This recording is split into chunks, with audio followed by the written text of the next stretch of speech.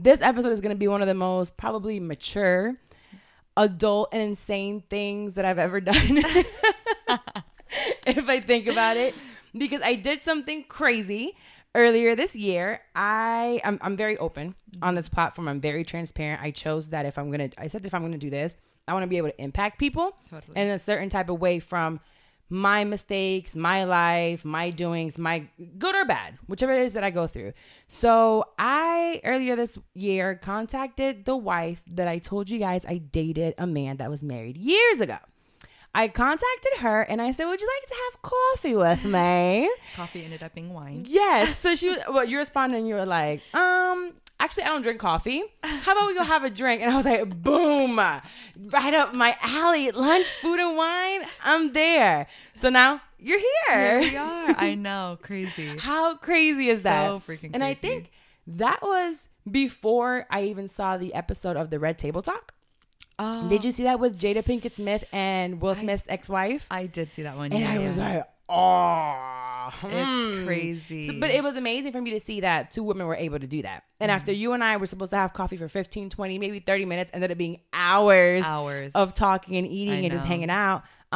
We're here. But before we get started and, give you the backstory, how we ended up here today and paint you the whole picture.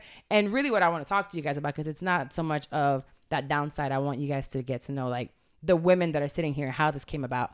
We're going to go into the shit you should know. And I'm not sure, are you like a fruit eater? Do you like to eat healthy? I love fruit. Fruit is my favorite thing to eat. Okay, good. I had grapes in the car right over here. It's probably why you look the way you do. I had pretzels. There's a group of farmers and researchers that created an apple. So I'm actually allergic to apples. I can drink apple juice. I can have apple, what's it called? Apple pie if it's cooked. But the fresh apple, I can't bite into it. All of them? Yes. Wow. I get in pears, cherries, like certain ones that give me an allergic reaction. Oh.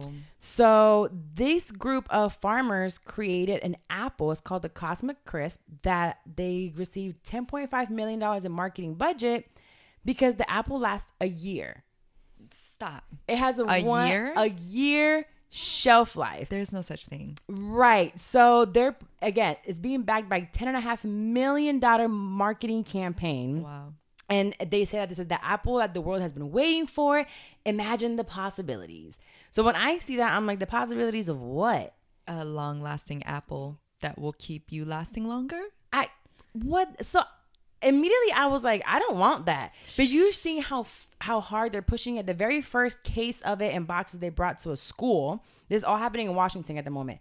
To a school. And I'm like, oh, that's great. Bring it to, the younger generation where they don't. Because I feel like the younger kids really don't care about anything or don't pay attention to a lot of things. Right. And they're like, okay, well, let's just grab an apple and eat it, And then I'm thinking, you remember Adam and Eve? They said, don't touch that apple. And now we're going to go and touch this damn apple that's going to last forever. Well, okay, so I like the thought process behind it just because it creates shelf life longevity. But with shelf life longevity, that makes me question what's in the apple. So they did a hybrid between two separate apples. Okay. It's like a Honey Crisp and something else. I love Honey Crisp. So it's called the Cosmic because there's like these dots on it, these yellow dots on it that looks like the cosmic, like it's like the space, and it doesn't allow in certain amount of oxygens or carbon dioxide, so it doesn't spoil it. It does cost about double the price of a regular apple. But do you really need an apple to sit on the shelf for a year? No, you don't need it to sit on the shelf for a year, but a strong 30 days does seem good to me. Like, they didn't need to do 365 days, but like 30 days would be good because you get all this fruit and then all of a sudden there's an apple there and it starts to spoil and you're like, oh, I should eat that apple because I paid for that apple, but it looks a little spotty and brown. Right. And Ayana loves apples. So I can't eat them, but I usually buy the bags of apples. I don't think it's Honey Crisp. There's another one she likes. Honey Crisp is the best. Okay, Fuji's good too. Yes, I think those are the ones. Whichever one it is always the most expensive one. And I'm like, girl, come on. There's another red one right there. I don't know about apples because I don't taste them. So they taste different apparently. They do. They do. Well, I don't pay attention to it. But now I know these are more expensive. But I look at this as the Popeyes chicken sandwich. Have you tried it? I have not because I don't eat sandwiches. What? I know. I'm the pickiest eater in the world. We talked about that. Yes. That you're really picky to eat. Super picky. I don't eat sandwiches. So do you eat bread? No, not really. Like garlic bread, like with spaghetti or something. But like, no, not a really. big bread eater. Oh, okay, makes sense. When I see, I haven't had one. You haven't had one no, yet? But I don't think I want one. It was such a big hype, and I get it, but I'm like, what are they putting in these chicken to like mass produce it, and we're putting it into our body, and then we're gonna find out 10 years from now that everyone that had a chicken sandwich has cancer. Totally. I just don't know, and I'm seeing the same thing behind this apple. Right. And I think broccoli is one of those man-made vegetables. Mm-hmm. It's like it was produced or whatever it is. Really? Yeah. I know seedless watermelons weren't supposed to be seedless. They definitely weren't. But I love the seedless watermelon. Why would you want a seed in your mouth? I don't want a seed. Take it out for me so I can cut it up and just eat it. Right. I love that. And I love broccoli. And it's not that it's fake. It's just like this one. It's genetically enhanced. Like genetically created. Sure. Yeah, something like that. It's like, I guess it's like mixed people, and then like we created a whole new race. Like everybody's gonna be mixed. Yeah. So everything is gonna become its own mesh. We're gonna go to the store and get one thing because everything's been blended into that one thing. Right. So I see it this way. I don't think I want this apple for my daughter. Mm-hmm. And some people said, oh, it's great because some people get spoiled with the fact that you can't have certain fruits year round. And I'm thinking to myself, oh, that's a great idea. That's okay. I don't think we're supposed to eat every fruit year round. But our body, you should change what you eat. That's true too. But it's fruit. Fruit you should want to eat all year long. And for me, right now, I just found out it's not navel orange season anymore. Because the last 2 bags of navel oranges I've gotten have tasted so sour, it's ridiculous. So I'm like, all right, I guess I'm done with oranges until when? Summer? That's a Florida thing for sure. But see, if I had the 365-day apple and I really like the apple, I could have the apple, get as many as I want right now, and have them in winter. Perfect. I want the apple. I want to try the apple. Okay, well, you go to Washington for right now. Okay, perfect. But they're planning on bringing it to different places. I don't want the apple. You don't want the apple? Even if I wasn't allergic to them. Yeah, they would do like a banana. I may be able to get it in like a salad for you, and you'd be like, oh my gosh, it's the best salad ever. So I don't like salads with fruit. Okay, well, I'm going to get it into a smoothie for you or something. Maybe. I do green apples in smoothies. I do, and they're saying it's better for baking. It's supposed to be better for everything. There's something about genetically enhanced. I don't know. I just want it the way it's supposed to be. I get it. And I'll eat it when it's fresh, and when it's not. The ones that really spoil, like I said, is the bananas. Oh, totally. In 2 days. I literally only buy like 3. Yeah, you have to. If not, they turn black, and then it's like, well, do I make banana bread? I don't know how to make banana bread. I don't either. I don't either. But I always feel like that's what I should do. That's what you were going to make. No, I always, whenever I see the black bananas on the counter, I'm like, perfect. I'm going to make some banana bread. Do I ever make banana bread? No. You end up throwing it out. Yes. So what I do, a good thing, I don't know if you make smoothies at home ever. Yes. But when they start browning, I'll open them, put them in a Ziploc bag, and freeze it. And so I do that also to make banana bread because I'm stuck on this banana bread thing. I have no idea. I don't even like banana bread. Okay, stop. But I feel like that's what people do with bananas. They make banana bread. And so I'm like, all right, I'm going to freeze this banana. I never thought about the smoothie. That's a great idea. The smoothie is great. But I thought about putting it in banana bread, but I don't. I love going to Wawa and getting the banana bread from the counter. See, I'm going to make the banana bread and bring it to you. You eat banana bread. I love banana bread. See? Banana nut bread. Oh, I got to add nuts to it. I love nuts. I will find you some nuts to put into your banana bread. I don't know. I don't even know which nuts they put in, but whichever nuts, I'm sure I'll be just fine. Well, anyway, Vakai. Yes. Who is Vakai? So we'll paint. I told you I didn't want to like linger on the subject, but it's still a subject that I feel like it's something we're not the only ones, nor have we been the last ones, or will we be the last one ever? It's going to happen forever. In 2011-ish, I started dating a guy. I find out months later that he was married. And when I found out, which is where I always say that was my fault, I stayed in a relationship. Mm-hmm. So I stayed in a relationship for a while until, and this is coming from, you'll get to hear both sides. Mm-hmm. So to me, I'm like, the wife finds out, everything blows up to me in front of in my face. I'm like, oh my God, I think I'm 24, 25 at the time. Life is over because you're 25 and it's just going to be for the rest of your life. Right. And everything basically like it goes bad. We spoke to each other because we did the whole thing. It's like, I'm this person. It blows up. And it ends for me. Mm-hmm. But once it ends, there's still feelings there and that you harbor for a long time. And even though you and I spoke, there was still animosity. I don't think for me, at least, wasn't the word. maybe just anger, hurt that was left behind.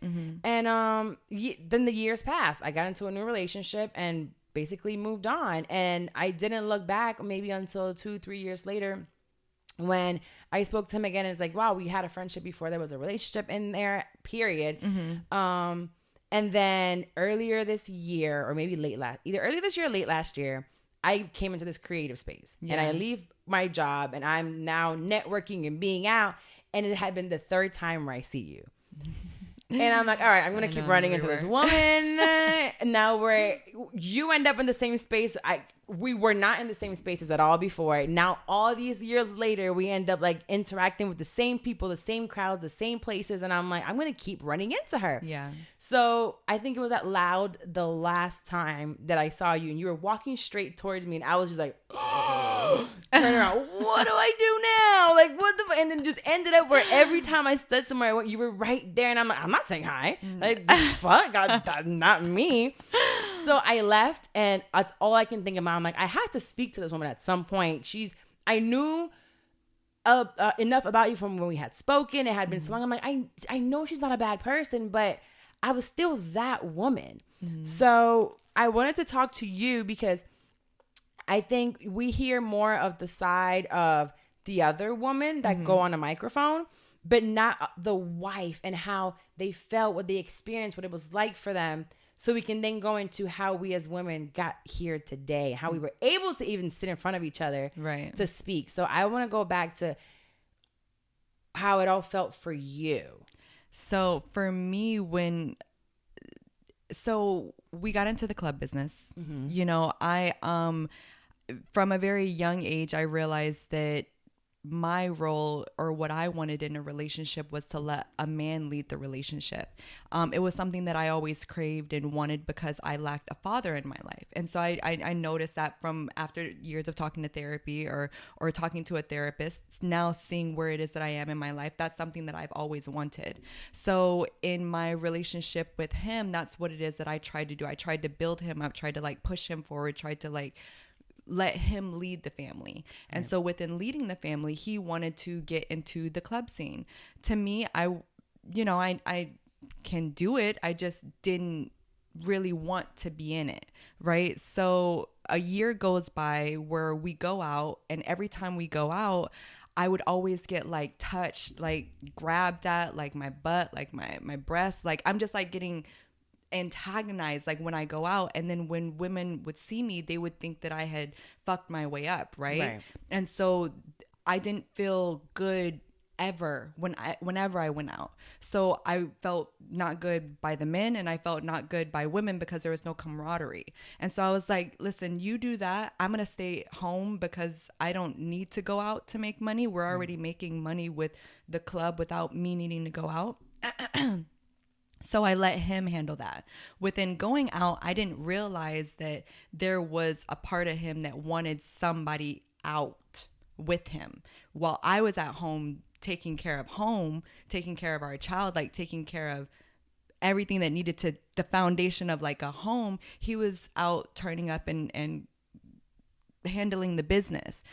When I found out about you, it was like a year into the club, right? And so when I found out, first off, I found out like a year late, like into it, because like I just didn't know. And people always ask me like, how did you not know? I asked like, how did you not know? You knew. I had no idea. I swear to you, I had no idea. I'm just that. And I don't know if at the time, if it was just more naive, because like it was, mind you, I had my son at 21. And so like 19, I think is when we, 19 or 20 is when we met. I really hadn't had a relationship from there. I realized that we can build something together. And so then like that was my focus. Right. Within that focus, I became very, okay, you go lead. Okay, you go be the man. I'm going to stay here and take care of the home front while you go ahead and do whatever you're doing. That role they tell us to play as a woman and wife. Yeah. And so within that, if he ever had a side conversation or had to step out to go handle some business, or if he had to go leave real quick to handle some business or to pick up what he would tell me like money or somebody who owed him something or whatever the case may be, business, I trusted and believed that because I had no other reason not to. Right. You know his personality, and he's very loving, sweet, and very honest. Right. You know what I mean? It's something that honestly came from left field from him. If you know him, it doesn't seem like his character. Yeah, I've gotten asked that question so many times. Like, do you really think? But I'm like, if you know who the guy is, he's a really good person at the end of the day. Great, very heart. Quiet, very reserved. Always, I think, probably always walked in a straight path. Totally, which is why when I'm on the other side, I'm like, you lie, okay, exactly right. So you wouldn't believe it was a person that was lying? Not at all. So go ahead. So when I found out about everything, it was a complete like, oh, what are you talking about? And mind you, the way I found out is because like I think there was like a Miami trip or something. He went to Miami and he was like, I told him I wanted to go. Like I was like, cool, like I'll go with you. And he's like, no, you know, my friend really, really wants us to hang out by ourselves. And I'm like, okay, cool. Like, okay, cool. So like on his way down there, I call him because like I just wanted to, I remember this moment. Like this is the moment that I remember. I remember when he was on the road to Miami. I was like, I called him and he always picks up my call. And I called him and I left a voicemail and I was like, hey, you know, I just feel like there's something off, you know, like I want you to know that you can talk to me about whatever. Like, let's go ahead and fix it because I'm a very methodical, like I'm a very realistic person where I see that there was something not right. Like he was more cold to me when I was like, I'm not doing anything. And there was just like a distance when there was just no need for a distance. That's when I think I started noticing things weren't right, is towards that point. He went to Miami. He didn't call me at all. I think you guys had taken a trip to Miami. So then when he got back, I remember leaving to go take Tyre to Toys R Us just because of something. I had to get out of the house. We got into an argument about something, and he had left his one of his cell phones in the car that I was with. And it was his other cell phone that he would give Tyre to play. So I told Tyre, I was like, here, use mommy's phone. Let me use that phone just because I wanted to check it. I had never checked anything before. I never had a reason to check, or maybe I had checked something before. But then he got very, very smart and he put it underneath a different name, a guy's name that he told me he was always dealing with. But then I started looking at the context of the conversation and I was like, wait, this isn't making sense at all. Right. So then I started like piecing things together, and I remember going to Toys R Us, which is the craziest thing. I had my son with me, going to Toys R Us and then seeing that there was a correlation between your name and then the other person's name. So like you guys were talking the same, and I'm like, he's cheating on me. I'm like, I broke down in Toys R Us. Toys R Us. No, I wasn't. I left because for some reason something was off. I took Tyre, my son, and then I went to Toys R Us and I just boohoo cried. Like I was so taken back at the fact that that could have happened underneath. Like I just was so like jolted. Right. Rug ripped from underneath you. Like my entire foundation, everything that I was building my family on was not accurate. You know what I mean? And so I remember calling my best friend, like, I can't believe this. I can't believe this. At that point, I text him. I was like, get out of the house. Like, I can't get out. I don't want to see your face when I get home. When I got home, he was still like putting stuff into the car. And then after that, it kind of started our whole like getting to know each other. I remember when I got the phone call, I was at a friend at the time's house. And it was so... I think it's a moment you'll never forget, because when the way you're explaining now where you were, I'm just thinking back to where I was when I got the phone call, and that day is still so vivid in my mind because I think it's a feeling, even though like I'm past it. When I think about it, I don't feel pain and I don't feel like there's no anger there anymore. But I remember how strong I felt. I was by a windowsill and my phone was dying, so I remember having it. I'm just stuck glued. I'm like, no. I'm like, what do you mean? But she knew. Like, why is it a big deal right now? I know she knew. And he's like, she didn't. And I'm like, there's no way. I was there for your birthday. There were all birthday? I believe it was yours or his. It might have been yours. Did you do yours at the club at any point? No. He did. I'll never forget you had a white dress. Probably his birthday. Because we left and you were there. And I mean, for context, I don't think I've added this on. I worked at the club that he owned. And for the first 6 months, I had no idea he was part of the club. He would lie about it, or not even lie. It's just, everyone just thought he was just a regular there. No one knew that he was a silent partner. Right. So I thought you knew. And that was, to me, I'm like, oh, it was so devastating. But at that time, I never thought about you. So then I would think you reached out to me and we broke night. I'll never forget that night. On which one? We broke night speaking all through the night. Like, I think you hit me maybe sometime that evening, and we stayed up probably until 6 a.m. in the morning. Just talking. And I remember there's one word or one statement you said to me, and you're like a younger me. It was so creepy. I get goosebumps like thinking about it right now. Like, it was crazy talking to you. It was so crazy talking to you. So I just wanted to ask you though, because you said you felt like I knew, and like you were so angry. Who were you angry at? I don't know. I think I was angry at the entire. I was like, well, does it end? Where do we go from here? Why is everyone? I was so naive to the entire thing. I'm like, why is everybody so angry? Why is this a big deal? It's been out it's been over a year. There's pictures. There's everyone knew. And that was my thing. When I, like, coming out of that, once I saw that shit, everybody knew, I was the only one who didn't know. I was so taken back by the people I had called friends, by the community I had let into my life. Like, I was so stonewalled. Like, I was so taken back. That's why I distanced myself. That's why I was like, oh, okay. And I'm glad you mentioned that, because this situation showed me who my friends were. Because the same way I'm from hearing from you now, you're like, all these people knew. Everybody. And everyone smiled in my face and didn't say anything. The same thing happened to me in reverse after, because all of you knew. All of you were all about, hashtag goals. You know how everyone's just sucking dick all day. Yeah. So once it ends, I retract myself from the club scene. You enter like, I'm here.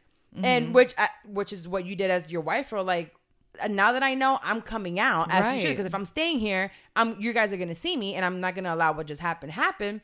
And now I'm looking at the circle of people, and I'm like, y'all fake motherfuckers. I mean, yeah. What? So it showed me, one, that the club space and that entertaining face, it's bullshit. People are totally. If you have a bottle in a section, a little bit of money, they're your best friends. Or Louboutins. Yes. Honey, wear a pair of red bottoms, they all want to be your friend. That's what it's like. It was so bonkers to me to like, again, like, kind of like jumping forward. That's why that's why I had to change. I had to change trajectory and try to change or create a bridge for a community that I saw had capped themselves because they were capping themselves, right?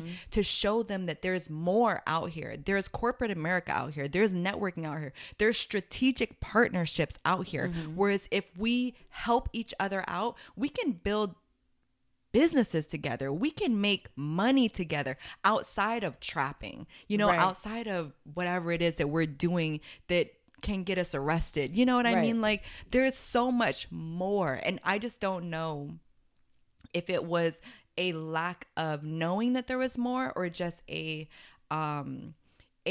young mentality of not caring about other people to even try to interfere and try to create more with somebody because you're just so living in the moment. Like, I really don't know what it is. I think it was a mixture of it all. We were young.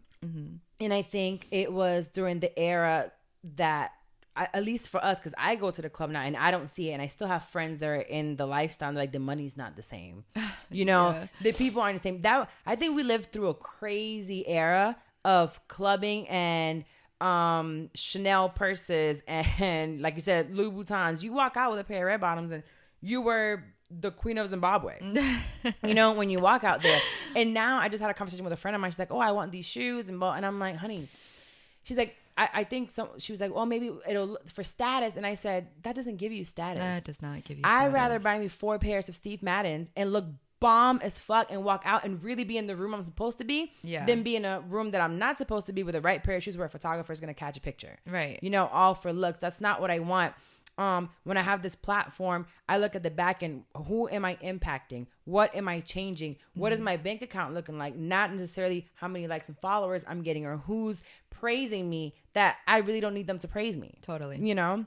So there was a question that I received because I've talked about this before, and when I spoke to my Patreons, shout out to my Patreons, they're real special to me because they're like my community. They actually they get all the extra content from me. One of the questions they asked is why did we do the back and forth thing after we were aware? Because there was, I believe, a month and a half, maybe a month during that Christmas, because it was right around Christmas. It was right after Thanksgiving. It was right after I moved into our brand new built house. We had waited 6-7 months, built a house from the ground up. I thought I was living my dream, and then moved in right before Thanksgiving. I asked them just get it done by Thanksgiving because I wanted to have first Thanksgiving there. Had all of my family there, had Thanksgiving there. Thanksgiving Day, he left to go pick up money. And I found out later on that he left to go spend time with you, which hurt like how did you hell. find that out? Because I read it on text messages, or I asked him just to be honest with me, like tell me. Like at that point, like once I knew, I wanted to make sense of things that didn't make sense to me before. So like on Thanksgiving, mind you, I understand that the indigenous people were like, you know what, we're celebrating a massacre. Yeah, but yeah, it's cool. Yeah. We're but looking at I don't else. think about it like that. Right. I think about it at this time of like fellowship with my family, right? And so it's one of my favorite holidays because I love to cook and I love to be around my family and I love to host, right? So it's one of my favorite holidays. So for a significant other to know that it's my favorite holiday and to still leave on my favorite holiday and then not return, you know what I mean? Like that was so off to me. And I think either I asked or I saw, but he had left to go see you. And then that's like another like, stab. Like, it was just like stab after stab after stab. But like when I talked to you, going back to the question, once everything happened and I found out that he was cheating on me, I wanted to know who that person was.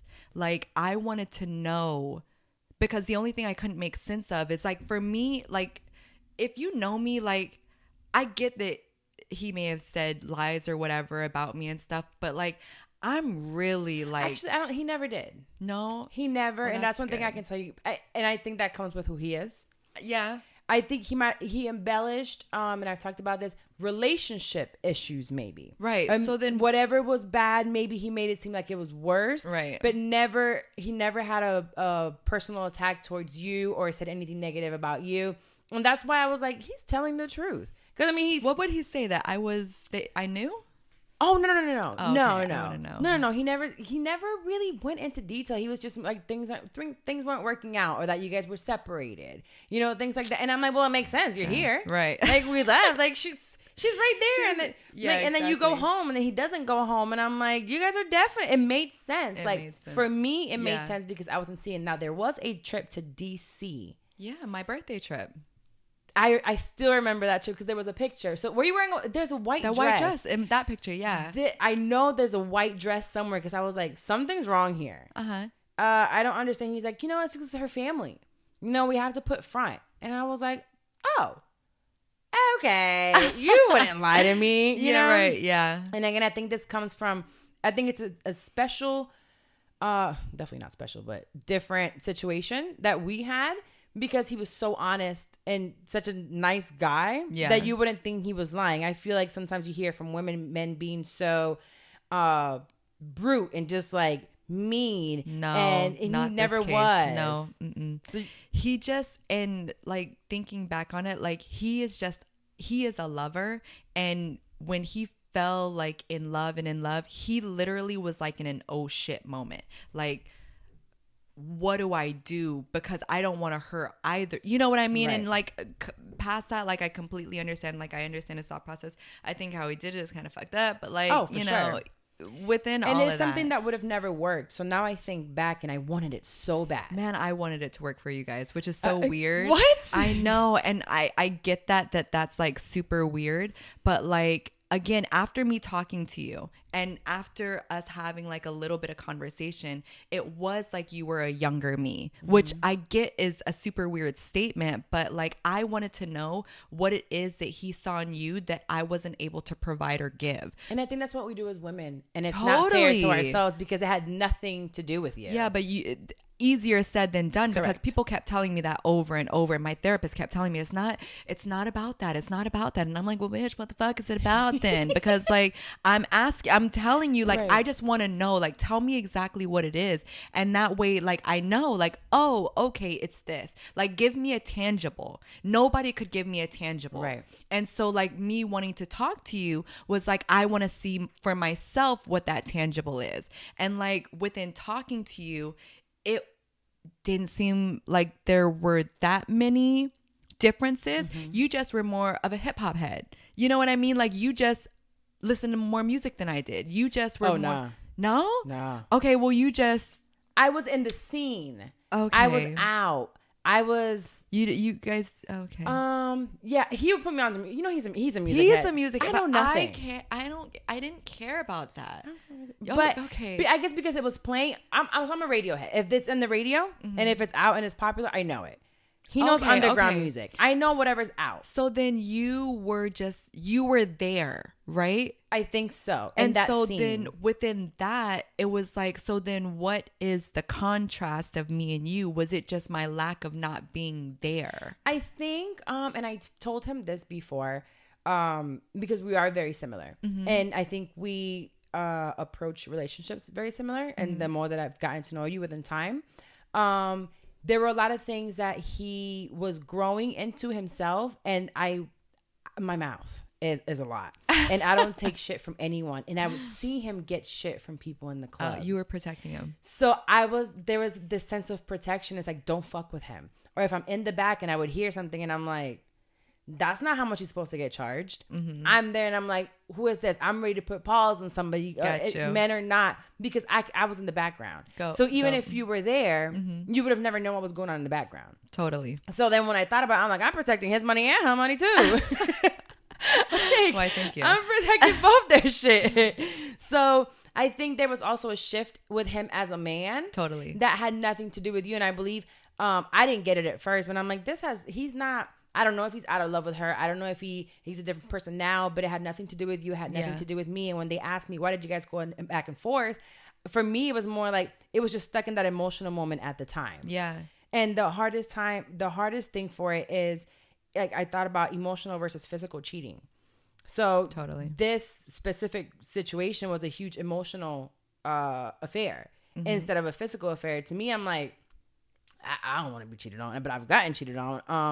And I think that to me, it was karma. Before then, I had never been cheated on. And I believe in one of our conversations, I told you I never felt like I got cheated on. Even if he went home to you, I never felt cheated on. And I go to another relationship where, boom, within the get-go, I was like, he cheated on me. And I remember that day. And I was like, you motherfucker, I've been with a married man and never got cheated on, bitch. Like, you gonna come and cheat on me?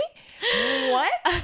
So that's the first time I felt the pain that I caused into someone else. And when I started feeling guilty about the feelings that I had of wanting to still be in that relationship, I said I had no business wanting to be there or even wanting it to work. Like, how could that even work when it was fed off of lies at the end of the day? Whether the feelings were real or not, there were lies. It was an underlying thing that wasn't supposed to be there. But I think I told him I didn't know how strong of a woman you were to actually stay for as long, because you were there longer than I thought you would be. Yeah. So for me, if it was physical, like purely physical, I can handle that. Like I'm a realist, like a super realist, right? Like I understand forever is a very long time, right? Forever. Like, I'm going to be with you forever. Oof. When you make that statement and we have 100 years to live here on earth, and I got with you when I was 21, I knew it was going to happen. And I talked to it about him. I talked to him about it happening. I'm like, I know this is going to happen. I just asked you to be honest with me. We've had this conversation before we were married, when we were married. I always said, it's going to happen. I just asked you to be honest with me and let me know if it does happen. That's all I ever asked. I remember there was one day when we were living in our other house before we moved into the house we built, and he came home. Sorry if I'm giving like too much information here right now. He's gonna kill us, right? Hold on, let me take another drink real quick because hold on. He's gonna Please don't listen to this. I don't think he's ever listened to an episode. This Thank might God. Be the one he tunes into. No. Danny, if you're listening, just don't listen to this one, please. Don't. But he came home with a hickey, right? And I was like, I remember cracking up. I was like, oh, what is that? And he's like, what? Trying to hide it. And I'm like, Danny, I'm so sorry. Was I supposed to say his name? I'll bleep it. Bleep. Okay. She's checking to see what area it's in. Okay, let me write this down. I was like, sir, you have a hickey on your neck. And he's like, nah, I don't. And I'm like, yes, you do. And he's like, nah. And I'm like, you have a hickey. Tell me what happened. And he's like, oh, all right. So I was in an elevator and my friend, and then he like, this girl was on him and she came on me and she just attacked me in the elevator and I couldn't do anything about it. And I was like, oh, okay, look at you. I thought it was the funniest thing ever. I was like, okay, that's it. That's all you had to tell me. Now let's go about our day. What are you making for lunch? Or what are you making for dinner? You don't understand. That's what I'm saying. If anybody who knows me, I'm the most chill, relaxed. Like, I'm a go with the flow kind of person. Right. Like, I'm not that like nagging, antagonizing. Like, that's not me. Right. That's not in me. That's me. Hi. Hi. Nice to meet you. No, but I'm changing my life. I'm trying to do better. But like, it just wasn't in me. So like, when I found out that it was emotional, that's the thing that I was like, you love? Like, there's love? Like, there's moments that were created, you know, like there's Thanksgiving. There's when my son first lost his tooth. Like, you know, when I started picking the moments, those are the things that hurt me the worst. Right. And I didn't take into consideration, then again, selfishness, I think, comes into it. Being naive, being young, being just unaware of other people's feelings. Totally. You know, that I didn't think of that. Like, being around your son, I should have never done that. But we do that when we're blinded by something that we want so bad and don't think about the consequences. Mm-hmm. I never thought about the consequences of this, of how it would make me look, of a marriage that I destroyed, because, okay, he has fault in it. You didn't destroy it. I just want to like take that vernacular out of your mouth. You didn't destroy anything. Like, I will admit that I had faults within the relationship. Like, I totally take ownership of that. So that was a question that they wanted me to ask. And I'm like, I don't know if I want to ask this question because I'm in it this way. They said, what do you think were the things that you might have contributed to maybe him either stepping out or the marriage not working? So I am very, as people say, like strong-minded or strong, whatever the case may be. I am very strong, and the whole thing is that I've been like searching for my relationship, and now that I'm happy that I found a relationship where it makes sense.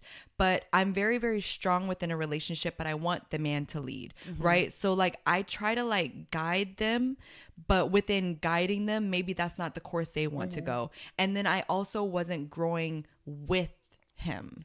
Like, we weren't growing together. Like, I let him grow and do his own thing while I was growing and doing my own thing. And so, like, within that, red flags. Like, if you're talking to a marriage counselor, like, those aren't things that you should do. Gotcha. And like, from previous things in our relationship, there were times that I was unfaithful in like texting communication with like an old boyfriend or something like that. And I know that like resonated, and resentment builds within that. With like, there's like different things that like I I can say like about myself that I've taken ownership with, but then like he takes ownership with as well. Like there were things that I wanted in a relationship that he wasn't able to provide. And there were things that he wanted in a relationship that I wasn't able to provide. And us being very, very young in a relationship together, our expectations of each other weren't being met. And that's why I'm so adamant now that I'm 30, because I'm so old and have all this experience in the world. I don't think anybody should get married before 30. Yeah. I don't think marriage should be done before then. I don't think we know who we are. And this is something that was one of my aha moments. Like, shit, I'm 30. You turn 30 and you start realizing who I was at 18, at 21, at 25, at 29 is not who I am now at 32. Oh, totally. And it won't be who you are at 42. Right. And you said something that now I'm doing with my new relationship, which I absolutely adore. And it's what you're saying, you want a man to lead. I never allowed a man to lead. There was no leading. And even with him, there was no leading. I'm like, who we fighting? What are we doing? Like, this is what we need to do. Like, I was still a wild person then. And then in my next relationship, it's like, I want to have the pants on. Don't tell me what to do. You do you, I do me. It's still separate. Now I have a man, and it feels amazing that can lead and leads with like spirituality, leads with actions. And I'm like, wow, is this what it's supposed to be like? Right. And if you're thinking about marriage even one day, that's what a marriage should be. But how are we supposed to know that at 21? Right, totally. We're just looking at 21 at doing what you did, which is I'm the wife. I sit at home. I take care of the home. But see, while I you didn't work. Sit at home. That's the thing. Well, you were working. Yes, and like I want to like. Let me try to change that, because I was talking to a mentor of mine recently, and we were having this exact conversation of me talking about my current relationship and us figuring out our roles within our relationship and who's leading. And in my relationship right now, we're co-leading, because like when I say lead, I mean, I want somebody to think more about me than I think about myself. And I want somebody who knows more about certain categories that can put me on and can lead me as a human being, like make me the best version of myself. Yes. You get what I'm saying? Like, I have a lot of things that are built into my DNA because of my upbringing, because my mother was taught by her grandmother and her mother was taught by her mother. And so like all of those traits that were built and instilled in them, that they only know what they were given at the time. And it's not that long ago that my parents were in slavery. So it's like we're still trying to figure life out. So whatever things that were rooted in me as a child, I'm still trying to unlearn at 34 years old. You know what I mean? Like, I'm still trying to unlearn how to not be obnoxiously happy every single day, because I need to be happy every single day because I'm a child of God, and I'm put here on earth and I have another day to like live. Like, I'm still learning gratefulness and like things like that. So when I say lead, I mean I want somebody who can lead me as a human being to make me again be the best version of myself. And we have to. I think for me it was a little bit different. I didn't want to be like my mother. She was a housewife, and my mother, she had to do whatever my dad said, and he was the breadwinner. So I was like, not me. Right. So I now have to unlearn what I taught myself of wanting to be the dad. I wanted to be the man. I wanted to be just like him. So I wouldn't, from my perspective, she probably enjoyed, I'm sure, because of who our parents were, they were okay with being homemakers and, mothers and stay-at-home moms. That was their life. That's what they wanted. That's not what I wanted. So now I have to unlearn to say like, okay, I can let a man lead in certain things. And that doesn't mean that I can't do my own thing. Like the relationship I'm in right now, he's my number one fan. Literally, like, pushes me. He's like, I think you're great. I think you do this. Like, talk to me about what you want to do. Talk to me about your dreams. Let's figure out how we can get you there. And that's how it should be, not just staying at home and letting a man. Cause I feel like when you say lead, I had a episode with Leticia Gardner, and we were talking about submission to your husband, because she's married and she has all these things. She's like, but what I mean by submitting, he's not going to lead me the wrong way. She's like, I mean, like, she's very spiritual and religious. So she's talking about under the eyes of God, lead me that way. And I'm like, that makes a lot more sense than letting a man just tell me you can only spend this amount of money every week. I'll be damned. Nigga, that's my money. No, that's not how it works. Right. one thing that I do wanted to go into outside of this is how we have grown as women from this experience, because I know who you were back then. It's not who you are now. You have like blossomed into probably who you were supposed to be, right? You know, the woman that you are. And I have changed 180 degrees from who I was back then. So how did this experience grow you to who you are now? Because now you're like, I think you're amazing. Oh, I love you. So like, all right. So all right, let me just take a drink real quick. All right. So from all of this, when I started reaching out to you, it's because I had nobody else that would understand the situation more than the other person going through it, right? Mm-hmm. And so at that point, I realized that I didn't have any other women in my life that I could lean into that could give me a blueprint of how they went through a similar something and how they overcame it, right? And so what I started trying to do was figure it out on my own, because there wasn't a book that I could read of how to get over, how to deal with this specific situation in the age that we're in right now, because that book that maybe was invented or created maybe was 10 years ago. And 10 years ago, we didn't have iPhones, we didn't have computers, you know, so it's just different. So I really like took a long look in the mirror, and I remember it like as clear as the day. And I just asked myself, I said, who are you? You know, like, what is it that you want? Like, what is it that Vakai wants? What is it that you want out of life? Who is it that you were meant to be? How old were you at the time? I think you were close to 30. I remember saying she old as hell. I was 20. I want to say like 28. It was 2013. It's 2019. I'm 34. Somebody do the math. Something, right? So like 28, right? Because you're like only 2 years older than me, but I wanted to be like, but she's almost 30. Right, so she's right. old. I was old. Super old. And you remember you 28. Even when we said it, I think a million times, that she's the younger me. I'm like, I'm only 2 years younger now. I know. But back but then now I'm you like that, right? And I'm like, you know, I am kind of young. I am younger than you. Listen, it's a total compliment. But like within that moment, I just wanted to figure out who I was, what made me happy, because I was letting somebody else take the reins of my life. And so I started to remember that I'm a creative at heart. I love to write. I love to paint. I love being creative, right? Where we had met was in fashion school. So like I started by getting into everything that made me me. And within that, I started writing about not our situation, but just how I felt within the moment. Mm-hmm. And then I started going to spoken word lounges just to like speak out into the world what was in me. Yeah.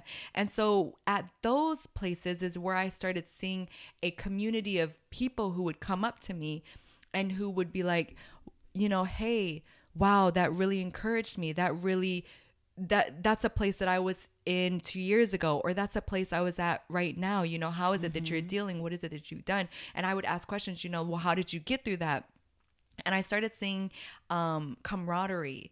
And I wanted to create a space where women could come together to encourage each other and give each other the blueprint of how they got through different seasons within their life. Right. But then also, how can we make money together? How can we change our trajectory? Because at the end of the day, I'm trying to make money to sustain myself, even though I'm going through XYZ, and you are trying to vice versa. So at that point, that's when I decided that I wanted to create a networking group, and I wanted it to start in downtown, because I wanted to show everybody in downtown, or the women who were there, like, there's so much more. Like, this doesn't have to be your glass, like, this isn't your cap. Right. There's a huge world out there, and there's so much opportunity out there. Like, I understand that some things you may have done, but that doesn't even define you. You know what I mean? It doesn't define you. You still have 60 more years to live. That's just a nugget, a piece, a minuscule like moment within your life. And so within that, I wanted to start a networking group, met my now husband, who had already started a conference called I Am Brave. And then from there, we just kind of like joined forces. I brought my people, he brought his people, and we created a conference where women could talk about marketing, business, leadership, personal development, spiritual development, and then also a space where women could get to know other women that could maybe they could hold hands in, or who could give a blueprint of how they got over something, or who maybe could give a handshake to somebody that would change the trajectory of their business life or whatever the case may be. And so like it's crazy, and I always like I'm so happy the way that my life has gone. Like I'm so happy the way things went. Like I wouldn't change a moment of it. Like I really, really wouldn't. Like me talking to you, whatever happened like between me and him, like I thank God for it, because it wouldn't make me understand who I'm meant to be, and it wouldn't make me live out as loudly Vakai versus X, whoever I'm with. You know what I mean? And that's so important, because my marriage was young. I was extremely young. So by the time I left, it was right before him. I was 24 when I left my husband. But I was that was really, really young, a really young thing. I think my last relationship showed me more of, I think some women stay because of the children. And at one point you decided to leave. When I left my last relationship, I would have never found that. You said, I'm listening to you, you said you're happy like 3 times. And oh my gosh, you're happy in where you are now. You're like, I wouldn't change anything. I wouldn't be where I am either if it wasn't for the experiences that I went through. I wouldn't know what I want out of a man, what I need out of a man, if I didn't let go of that one. It was so hard to let go. It was hard to let go of our situation. It was hard to let go of my last situation. But if I didn't let it go, I wouldn't have found what was meant for me. So anybody listening out there that's sitting maybe in a situation where you're like, maybe financially you can't leave, maybe because of your kids. One, you guys will always be the parents of the kids. Yeah. You know, like the way you guys co-parent, literally you can deserve an award. Like I tell him at the beginning, I'm like, bro, that's fucking weird. And then, everybody always says that. Right. But then I'm like, knowing the both of you guys in a different level, I was like, oh, but it fucking makes sense. It makes sense. It makes a lot of sense for him to be around you and your new family and whatever the case may be. Us as women have to realize that we have to let go of certain situations, even if it feels wrong. It doesn't feel wrong. We all know in our gut. I have a friend currently that she's going through it, and it's been years she's been with this person, and she's like, I'm ready, I'm done. And I'm like, you know you're done. But there will come a time when you're ready to go. Right. You might not be ready, but think about it. Don't waste any more time. I sometimes wish I didn't wait as long as I did to leave. You know, I'm like, man, I could have started working on myself to be ready for this next person, which I did. And I advise, or my very non-expert advice I give to people all the time. I started working on myself before I left my last relationship. So I went to therapy before I left.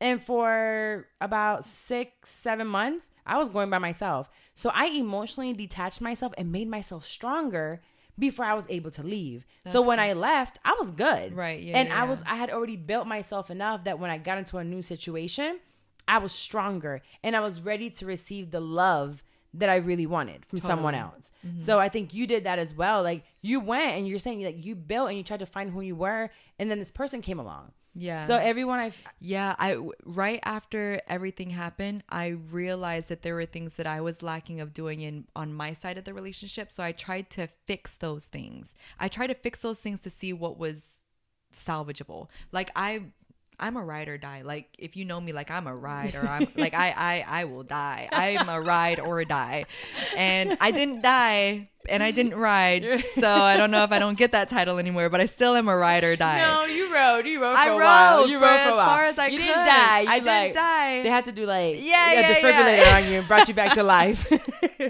But like I went out, I became like that person that I thought that he needed to be, but it just didn't do anything for me. It's gotta be hard. Again, going back to the emotional and physical part of it, it is hard to come back from seeing something like that. Yeah, it is. But like being in that situation, like going out to the club, now trying to be who I wasn't in the relationship. I guess I'm going to be the woman that's on his arm when he goes out like to the clubs, and that's who I have to be to show that he's in a relationship. Fuck and that. I'm his wife, all that jazz. Like I didn't enjoy being out at night. Like I don't enjoy it. Like I don't like people coming up to me and groping me, and my man not being like, yo, get the fuck off her. You know what I mean? Like that's what I want. Like I don't like being touched. If I don't enjoy it. And then I don't like women looking at me with such hate. Like, why do you hate me? For no reason. What did I do to you? For no reason. I don't even know you. We could be best friends. Literally. Why are you looking at me like I just stole your man? And I would get that sometimes with him, but I realized, I'm like, y'all didn't look at him now once before this happened, because it was literally like a friendship that started. So I think once we started dating, they were like, oh, well, what is it about him? Right. We didn't see anything before. So what is it about him that has her on him? Gotcha. You know? So then it starts putting like a limelight on this person. It doesn't necessarily have to be like him specifically. It's anybody. Man. Yeah. Like, I feel like right now, and any man that's in a relationship, there's certain women, and I wish, and this is why I wanted to do this with you, because it shouldn't be that way. You shouldn't want what a man does for another woman. They do it for that woman because they want to. Yeah, you should go find your own man that does that for you in a relationship, not the man that's doing it for the woman. And a man is gonna grow to want to be in a relationship on their own. Mm-hmm. You can't force them to do anything for you, ever.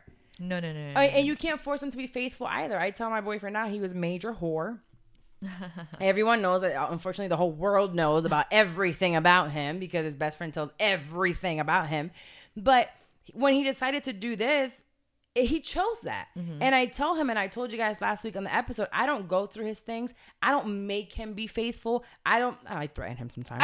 I do. I throw things at him for the hell. I'm like, what did you say? But I don't make him do any of these things. I don't make him visit me. I don't make him communicate. These are all things that he wants to do. If he didn't do them before, it's because he didn't want to. Mm-hmm. You know? So we can't force anyone to do anything that they don't want to do.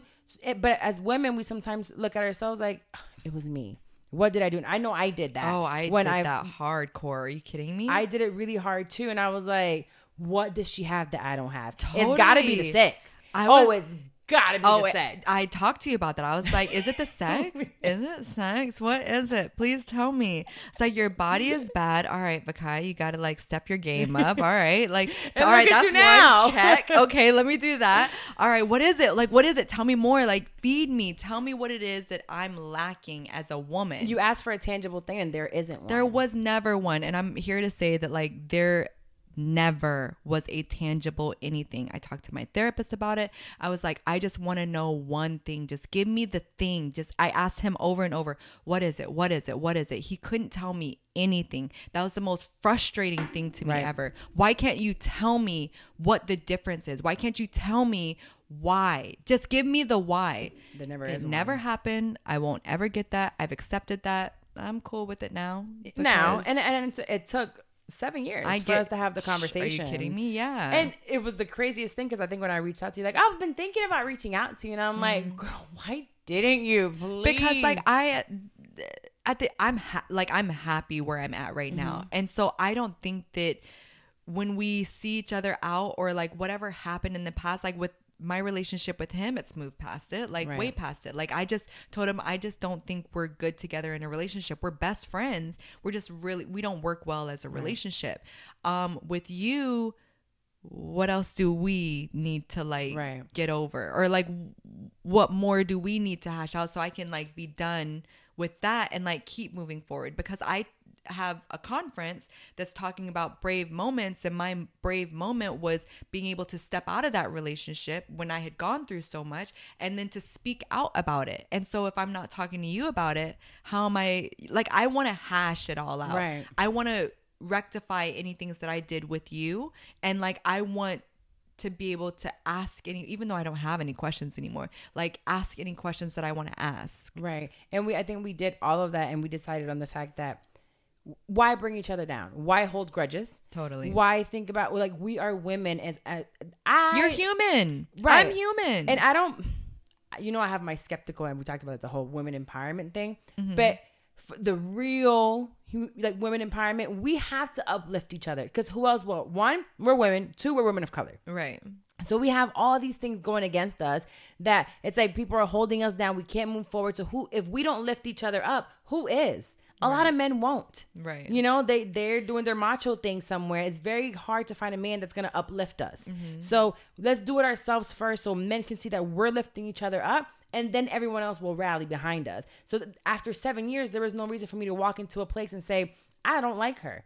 Or that was my nigga's ex-wife. Blah, blah, blah. No, for what? Yeah. Because I'm looking at you and I'm like, we're in the same space now. And even if we weren't, I want the best for you. Same. I love seeing your kids. I love seeing you with pop shit. Bleep, bleep, bleep, bleep. Okay.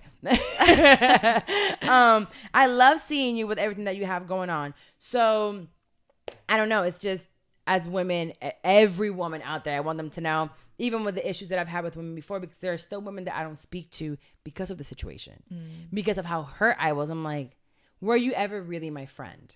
That's what I can't go back to. Was? No. They with were our hurt. No. I'm hurt over when him and I break and they go straight to you. Like, but you didn't know her. But just because she's in the scene now, so I question out were we even friends, which is why I don't speak to a lot of people anymore. I left the scene and I'm like, now it's been 8 years and I'm like, do I, or however long it's been, 7 years, do I go back to it? Do I say anything to them? Do I rectify? Do I find out if it was ever a friendship? I don't know. So for me, I think that what women do is we hold ourselves to a different standard than we hold men to ourselves, like personally. I think we do a lot of shaming on ourselves and we do a lot of shaming on other women, when at the end of the day, man, we're just all human trying to figure out how to live in this thing called world filled with sin, and like that's just nature. Like I want what I want when I want it.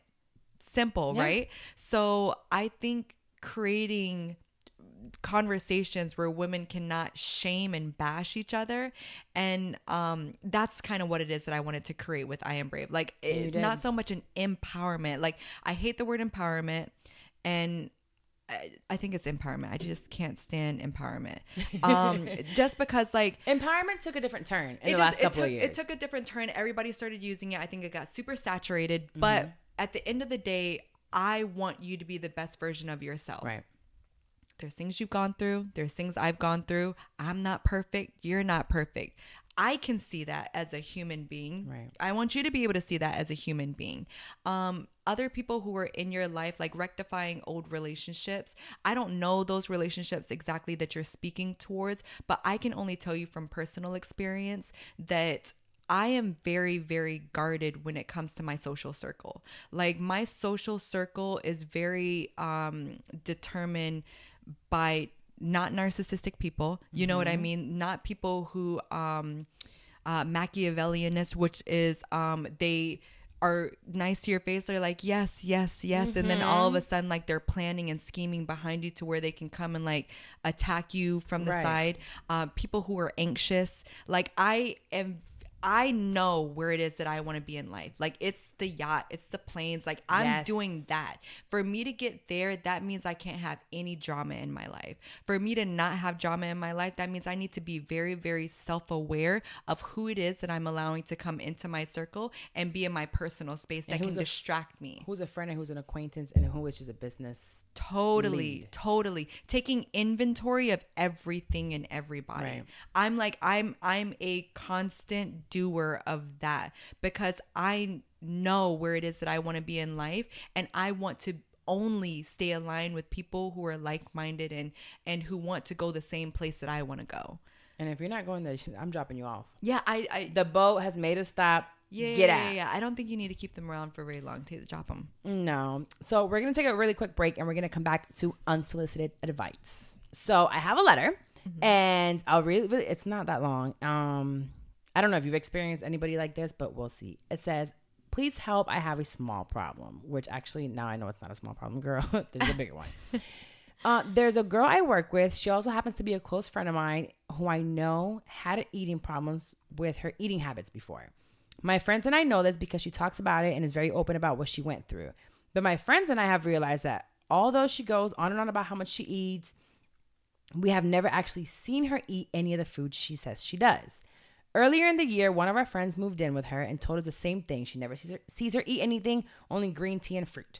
Having had an eating disorder before myself, I want to say something, having had an eating disorder before myself, I want to say something. Or say something to help her out in any way, but I don't want to offend her or make her feel bad about herself. What should I do? I don't want to see her get any worse because she's so skinny. It makes me so worried about her. Thanks for helping. I've never had anyone with an eating disorder. I did have Christina on the podcast episodes ago, and she came on here about body positivity and issues that she had with eating disorder. Like, it was really bad, like rotten teeth, things that she went through. And when I read this, I was like, man, I wouldn't know how to approach them. But I feel like if she had gone through an eating disorder before, I feel like she would remember how she was approached herself. Right. And if all of her friends know, I like that show, Intervention. Oh, I love Intervention. I cry every time. Okay. If the dad cries, I'm crying. Not everybody else can cry, but if the dad cries, I'm crying. It's done. It's over. So maybe getting everyone together, letting her know you guys know what it is that you guys can help with. I feel like denial is a big thing because I see an eating disorder as any other addiction. Right. Yeah. And I have dealt with that or seen it. So, maybe not attacking and coming with love and some type of way to her, and maybe making yourself relatable to what she's going through. Girl, I get it. I've been there. The only eating problem I have is I eat too damn much and I don't stop. But if she's already gone through it before, then she knows what words could have been used during her time of like, aha. And so taking that aha moment that it took for her to figure out, oh shoot, I'm in this, how do I get out of this? And then kind of trying to navigate into having a conversation with her, with friends, loved ones, seeing even if you can get in contact with maybe like family. Yeah. Letting the family know, hey, I've been through this before. I'm seeing some signs. I don't know if you've noticed, but how can I help? Because I feel like family might be a little bit harsher sometimes than a friend could, because they're they're closer. They might be a little bit more invested or scared. I think fear of a family of somebody passing away or hurting themselves can make them be harsher towards them. So think about those trigger words. Like, as you're talking, I'm thinking trigger. There's probably something that triggered you while you went through it. Right. And you want to maybe alert the family, don't do this. Right. Because that will trigger her into getting worse. And she's obviously in denial if she's telling you guys about how she went to Golden Corral to the buffet and like fucked it up. Because she really didn't. She's like 90 pounds. Yeah. But finding something for it. This is a hard one just because it's hard, but it's not. You've been through it. Right. For me, it would be really hard to talk to someone who's lying about eating because I'm like, girl, you don't be hungry like me? Yeah. Because I'm hungry. Right. You sure you don't want to eat this bread with me? And she's just going to like shut you down. Right. And that doesn't make any sense to me. And I feel like the people that it doesn't make sense to, like, I don't want crack. If I see a crackhead, I'd be like, just stop. To me, I'll be like, just stop. Yeah. Anxiety for me. I'm very anxious. I deal with anxiety. And one of my biggest triggers during an anxiety attack is just stop. Just relax. If I could, nigga, I would. Like, the fuck you mean? I think that if you go and tell her, just eat, she'd be like, bitch, if I could, I would, but I can't. Right. So don't come at her that way. Just say, I'm worried about you. Maybe go with compassion. Totally. Instead of judgment. Totally. Just don't be like, again, are you too skinny? No, you can't say that. You can't say that because she'd be like, oh, thank you. I need to get skinnier now. No. I would talk to her just the way that you would have wanted to be talked to when you had your aha moment. For sure. And then our last segment, which is my favorite one, and I like to yell out that I like to do my shit talk. We're from Florida, where the crazy people are from.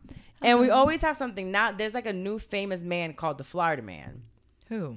Everybody. All the crazy Florida men in Florida. You see every news article, and it's like, Florida man puts baby in the oven. Yeah, Florida man beats up ATM.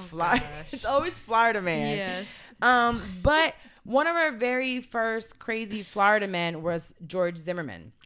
When this whole stand the ground law basically took into place, and we row for Trayvon Martin and his family and what they've been through, because I feel like they still to this day they haven't received any type of you can't get paid back for losing a life, period. There's nothing you can get back that'll make it any better.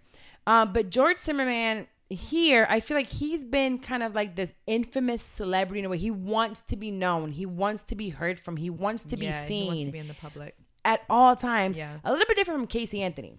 So I've talked about the fact that I went to school with Casey before. You did not. Yeah, she went to Colonial, and then she played ball for Liberty, and I played ball for Conway, so we played against each other. Yeah, never friends. She was just around.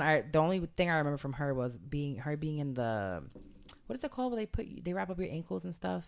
Triage. I don't know. Whatever the fuck this shit was called. She would go and get like shit tied up and stuff, and there was nothing wrong with her. She was just a liar. Okay. But that's all I remember from her. I was never friends with her. But George Zimmerman is kind of the same, and now I guess he's off the limelight. He's like, how do I get back? So he decided to sue Trayvon Martin's family for more than $100 million. Gosh, that annoys me so much. First of all, do they have $100 million? Do you think they have $100 million? From what? Nothing. Their son. I can't. Their son is gone. And you know what? I was on live and I was like, when Trayvon Martin passed away, and I was like, you know what? I need to change my language on that. When he was killed. Right. Because that baby was killed. Just because George was acquitted because he got to stand his ground doesn't mean that it was not cold blood murder. You couldn't do anything else. You had to stand your ground from this child. With Skittles? With Skittles? In a hoodie. I'm ever since this Trayvon Martin, although that this has been going on for years in our community and in this country, social media, I think this is 8 years ago. So I think that social media has been enhancing, we know this, enhancing everything that we see on a regular basis. But he's suing Trayvon Martin's parents, their attorneys. He's saying that there was a conspiracy along with malicious prosecution and defamation. Sure, white man. Right. The Martin family responded with a statement saying that there's no evidence to back Zimmerman's contentious and that he was a victim of conspiracy. He was acquitted of all charges of shooting Martin, who was 17 and unarmed at the time. So if you don't know about this case, I don't know where you've been, but maybe you're from the West Coast. Right. Because the other day I was talking about like Pulse and somebody didn't know about it, but I'm like, you know what? I don't know much about the Las Vegas shooting. Right. Yeah, I know it happened, but I don't know in depth as I know the Pulse or Trayvon because they were here in our backyard, you know? So Zimmerman and his lawyers said that, which is Larry Klayman, they alleged that Rachel Gentile also, who was a key witness for the prosecution, she was supposed to be Trayvon Martin's friend that was on the phone with him while everything was going on. They're saying that she's an imposter.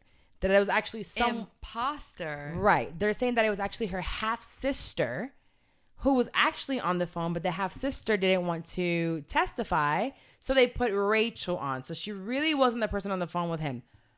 Oh, they're doing a lot. Wow. And I feel like this is so selfish. It's disgusting.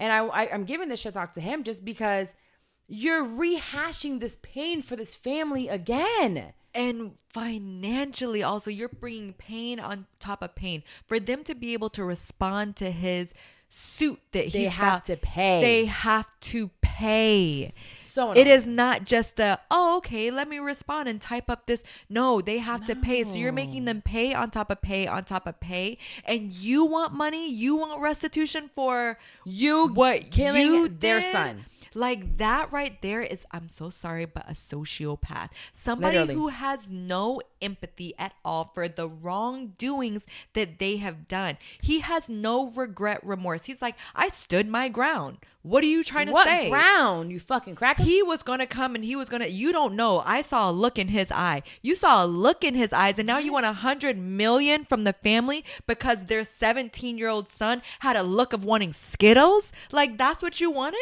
Or they didn't want, or maybe he didn't want you following him. He was probably afraid of you. Exactly. I would be afraid of you as well at 17 years old. On a scale of 0 to even, I can't even. I can't. Like, it annoys me when I heard that. I think I was walking in the living room yesterday and I heard that and I was like, he wants what?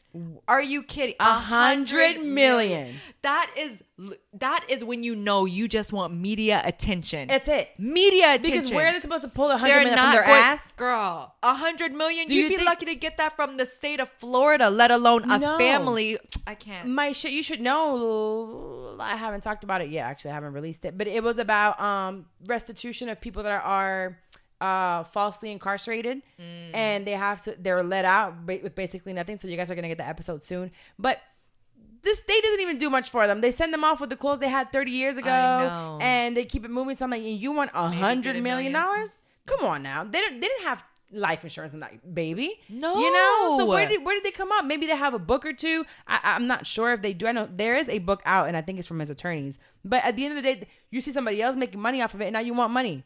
I can't. Come on, get over it. Like, George, honestly, I can't, man. Like, stop. fuck you big time, George. Stop. Like, just stop. Go home. Go back to doing whatever you were doing in your life, but just stop. Just sit somewhere. Stop it. Soak in your murderous, like, spirit. Like, he enjoys it. It's like he feeds from it. Literally. Like, he wants more. Like, whoa, wait, the attention's off of me. Let me, like, pop back up in the scene.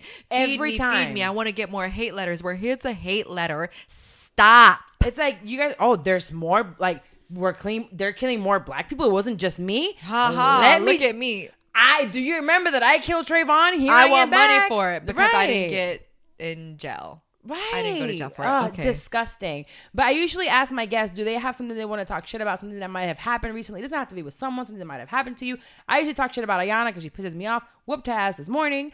But I won't talk about her today. Maybe next week. Is there anything that has happened? Maybe it might have that you've seen. Oh, gosh. I feel like I just had something with it. Oh, my gosh. Can we talk about the impeachment? We can. Are we like not going to have that be a shit talking moment? So here's the thing about me. I don't want him to be impeached. Okay. All right. I'm sorry. I brought up a sour subject. No. It's not a sour one. I don't want him to be impeached because the second he gets impeached, we're left with Mike Pence. Agreed. The second we're left with Mike Pence, I think Mike Pence is calculated. I think Mike Pence is the devil. I think Mike Pence knows the law. Yeah, but he can't do that much in like 8 months.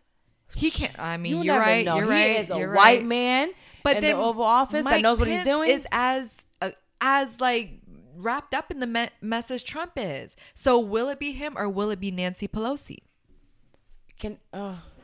She's she the after third. Mike? I believe so. Don't quote me on this. I don't know either. My husband told me, and he's leading me right now on my information. So I believe what he told me is she's next in line, and I wouldn't mind her for like a good 8 months.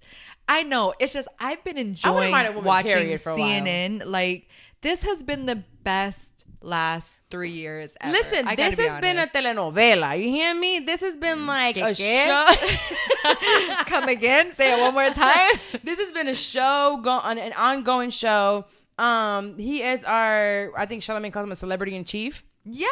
Yeah. So he's not a commander in chief. I think he's hilarious. He is hilarious. He makes me laugh every single day. You have to laugh at him. You have to laugh at his tan. You have to laugh at his toupee. You have to laugh at the things that he says. His tweets are hilarious. I know, but he needs to get out of office now. Oh, for sure. And I think that I'm going to bring back for my listeners, James Smith, who's an amazing attorney here, and he's just like literally probably the smartest man I've ever sat in front of. When I sit in front of him, I'm like, damn, I'm dumb. But he has amazing stories. I think I'm going to bring him back to speak about some of these things because every year and during all of the elections, I tell you guys to go out and vote, especially locally, not just the presidential thing. But I think I want for the show just a breakdown of what's going on with the law and what goes next. And if he does get impeached, what happens once he gets impeached? Because I think we want him impeached. And I'm like, yeah. But then at the same time, I'm like, nah. There could be other worse things that can happen with some more white people that can go into office. But I just want to see it in my lifetime. I want to see an impeachment. I've never seen an impeachment either. Did Nixon get impeached? He just left office. Before resigned. He got impeached. Yes, before they got him. So has anyone ever been impeached? I don't think anyone's ever been impeached. There's been, 4 presidents that have been like impeachment has talked about. Clinton, he didn't leave. Nobody did anything. Nixon resigned. And then I think there was one like a Jefferson or something that did something. But I want to see one in my lifetime. Right before in my the lifetime. Election. Yes. And then I know Kamala Harris just dropped out, so we're not gonna We're not gonna have a woman. I was like, damn. I was on the fence with her. Yeah, I really don't know. There's so many fucking Democrats going. There's so many, and now Bloomberg is in there now. Oh Jesus, I have all these rich men going in. I know. Like we're about to have we cannot have another billionaire. Like we can't. I think I'm very focused on policies and what affects me. I've said some fucked up shit in this podcast, and it's the great fact that I have this platform where I've spoken about even what we spoke about earlier. Like, do you date married men? Well, I'm not part of their vows and certain things like that. And then I'm like, well, that is there's from the beginning to now 92 episodes, 92 weeks of this. You guys have seen my growth, and I'm allowed to change how I feel about certain things. And I remember at one point I'm like, well, if Trump says that he's gonna take off my student loans, he got my vote. But then I'm like, damn. I shouldn't say that. That was very irresponsible of me to say because of my student loans, because I would be doing something selfish that then can hurt my community and my child. You know, I have a little girl of color in this world that she will be treated a certain way because I have someone like that in office. Right. So we just have to be very conscious of that. It's just become such a marketing platform that they can say anything they want to say. That doesn't mean when they get in office, they have to do anything they said that they're going to do. Politicians are the biggest liars. Barack Obama didn't lie as much. He didn't. I listen, I don't care. And if he lied, we gonna sip to that one. A lot of the things he said he was going to do, he did. And even if he lied to me so good. So good, right? He lied so he was like your husband, girl. He lied real good. I was like, tell me more, tell me more. Tell me. To this, like that man whisper speaks, sweet nothings in my ear. He is. I saw a picture of him recently. They're Christmas, and he's like getting older, and I'm like, wow, he's really aging. But Barack Obama is like that man. He gave me hope. Totally. And even if behind closed doors there was something else going on, that man gave me hope and gave men in my family, men that I love, hope as well. Trump screwed all that up. And I mean, he gave Trump as well, thinking like, okay, if this mixed man can become president, then I can become president. Which also lets us know that we can do whatever the fuck we want to do. If Obama can make it, have the intention, the want, need, and desire, you absolutely can. I feel like anybody, when there's a will, there's a way. Oh, absolutely. For anyone. If you put in the work, you have to put in the work. I teach my class Idea to Launch, and I am extremely passionate about podcasting. I think putting your story out there. I've told you, I think before, you need to start one like ASAP. So we need to get you on it. Because you can do it from home. Yeah, like you're seeing me doing it from home right now. You literally can do it. So January 2020, I will be releasing Moments with Fakai. Yeah. Yes, and then I also have a course coming out called Become Your Own Business Model. So that will be launching in January. See? Yes. You have a voice, and there's so many other people that can be coming from, not like, I'm not gonna say nothing, like you're working a 9 to 5, or we're in a marriage, or you're getting out of college and you're like, what do I do? You have a voice, you have a story, you have something to say that will resonate with someone who you're on chapter 3, someone's in chapter 0. Right, they're exactly. looking for the book to pick up. So they'll pick up your book. So, excuse me, everyone is an expert at something. Even if you feel like you aren't, you are. No, you literally are. And everybody needs to understand that they have something to give to the world. Absolutely, because we're all in a different chapter than someone else. And there's someone behind you that can learn from your experiences. And that's what I use this platform for. So whether I do it for podcasting, I want you to have your voice out there, your expertise out there, what you love, and you're going to impact other people. Sometimes I'm like, if I just impact one person, I did my job. Right. You know, if I touch one person, I did what I needed to do. And it makes me feel better about myself. So exactly. You said Moments with Vakai? Yeah, Moments. Because I have a show, podcast. Moments with Vakai. Underneath my I Am Brave umbrella. But yes, because I always talk about moments in the mirror. And so like I want to talk about brave moments, business moments. I love that name. Just different moments. Yeah. If y'all pick up Moments in the Mirror. I know. Is that a podcast already? No. So I didn't want to do Moments in the Mirror because I was too like niche down. So I wanted to just make moments, because like we can talk about moments in the mirror, brave moments, business moments, badass moments, whatever type of moment we want to. Men moments, like any type of moment. I just wanted to make it Moments with Vakai. Okay. I like it. I love it. And your name is very what's the word I'm looking for? Unique. Je ne sais quoi.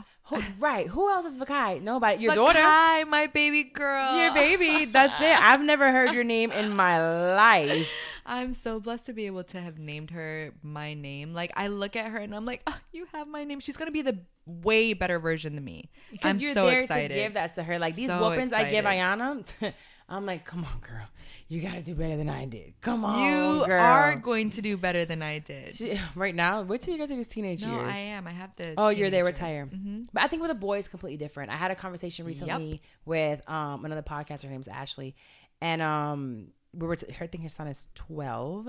I think you're right there, right? 11, 12? Yep. 12, 13. Hate these motherfuckers. Yep. You know, and I was talking to people about how we're definitely ending right now. Okay. The fact that it's okay to say sometimes you just don't fucking like your kid. Yeah. Today I don't like you, but I love you. I love you, but you are like yesterday. Go away. She broke in here. So when I went to, so I was at an event yesterday, which was Industry Night at Millennia, a studio that she owns here in Orlando. So if you guys are looking for anything creative, music production, photography, videography, all that. All of that. So Millennia, go, and I'm going to tag the Kai stuff in under this. So I'm with you last night, and I have a camera in here. I have cameras all in the house. Mm-hmm. I watch her, no fucks given, Vakai, walking in here that I had locked, found how to break in here, grabbed the phone out of one of these drawers, went back out, came back, put it back before I got home. Knows that she's on camera. Did she know though? No, she knows. Okay. Maybe she forgot? No. Okay. Didn't, because the last time she did it, so I had hid her phone in here and she crawled. And you hear her on camera saying, because this has microphone, and she goes, oh, fuck. At first, she cursed. She goes, oh, fuck. The camera's facing right on it, too. I'm like, you piece of fucking shit. You don't care about anything. That is so funny. So this time, she didn't stand there and be like, damn, it's somebody by the camera. This time she was like, do. Yeah, I don't give a fuck if this motherfucker sees it. But you're not here now, are you? Right. Nah. So when I got home, she was already asleep. So this morning, I'm like, so you just didn't give a fuck? See, I'm still giving her a shit talk because this girl really irks my fucking nerves. I'm like, so you just didn't care that you were on camera? I had to make a phone call. So I'm like, maybe I had to call her daddy. Like, she was upset. Yeah, I had to make a phone call. To whom? My friend. You my wrist. Oh my God, I'm thinking you want to call your dad about what's going on. You're upset about giving her the benefit of the doubt. No, she ain't shit. So that's the whole teenage thing going on. I'm hoping to do an episode soon with these other podcasts with her moms. No, fuck her. At this point, I'm done. I have a whole podcast with her that I won't record because I'm like, I feel like I am rewarding you by, we have 13 going on 30. Oh, I love that. I love that movie. I love that. So it's like, I'm in the 30s. She had just turned into a teenager, like 13. You just go into teenage years. So we'll record more episodes for 13 going on 30 coming soon. But it's our dynamic, especially from mom to daughter. Totally. I love it. Oh, yeah, you get me excited for a 13-year-old girl. She is. But anyways, you guys, I'm going to tag everything for Vakai. And do you have anything coming outside of Moments for Vakai? Is there anything else you want to tell us to a lot of things launching in January. My IG is Vakai, VYKY, Rafai. That on Instagram, Facebook, LinkedIn, I guess anything else. Right. My name is pretty unique. I always get my name. Who else has it? And then in January, we have an I Am Brave mixer coming at the end of the month. Opening up of our studio coming at the end of the month. And then we're going nationwide with I Am Brave. Shut up. In Atlanta in April and then in Miami in July. I know, so that's right. I'm super excited for that. I told you I would go back. I would go to the next one. And you're in September 25th. 2020. Okay. Here in Orlando. This date shit. Yep. I have to plan ahead. Yes. Okay. Yes. I will be at I Am Brave. You guys heard it here. If she's not there, I want restitution. I want my 100 million. Suing you, motherfucker. Thank you so much for coming on. Thank you for having me. You guys, make sure to share with your friends. Go on iTunes, rate and review. It always helps the podcast. It's something that's huge for us as podcasters. And if you're enjoying this episode, I'm giving y'all free content, motherfuckers, every fucking week. So I haven't cursed a lot this week. I'm doing so good, you little bitches. Make sure you go ahead and rate and review. I really love doing what I do. I love the fact that this platform has allowed me to bring people like you on. Mm-hmm. This is a story that who else is going to talk about this? Right. I'm sure there's going to be people out here like, they did what? Who? Why? And it's showing our growth. It's showing that we can change as people and we shouldn't be held to our mistakes from our past. Totally. So that is what Shit I'm 30 is all about. And one announcement I do have is that Idea to Launch the course will be opening back up in January 2020. So it was sold out for December. Where I think by the time this releases, we'll be on the last week. So it's over. Podcasts are launching. I'm so proud of every one of the students. So I will be making it into a course where it'll be self-paced. And you can definitely release your podcast within 30 days because it's very possible. And I will see you guys next week. Goodbye.